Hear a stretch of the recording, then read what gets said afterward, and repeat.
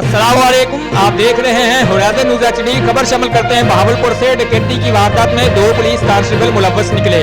बहावलपुर खैरपुर टामे वाले ने पुलिस ने एहसास कफालत प्रोग्राम के मुकामी रिटेलर के साथ पेश आने वाली डकैती की वारदात नाकाम बना दी।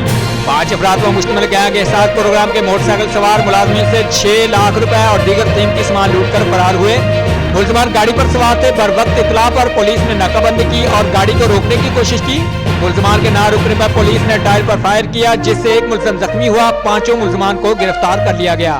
मुलजमान को गिरफ्तार करके नकदी कीमती सामान और कार बरामद कर ली गई। डकैती की वारदात में मुलवस 2 मुलजमान पुलिस कांस्टेबल निकले। DPO बहावलपुर ने वाक़े पर फौरी कार्रवाई करते हुए दोनों अहलकारों को मुअत्तल करके मुकदमा दर्ज कर लिया। पुलिस अहलकारों समेत 5 मुलजमान मोहम्मद इजाज, खिजर अब्बास, मोहम्मद बख्श, अब्दुल गफूर और अल्लाह रखा पुलिस की हिरासत में हैं। IG पंजाब राव सरदार अली खान ने अहलकारों के वारदात में मुलवस पाए जाने पर फौरन नौकरी से बर्खास्त करने का हुक्म दिया। Report Abdul Shakoor Sandhu, divisional bureau chief Bahawalpur, Wardaat news HD।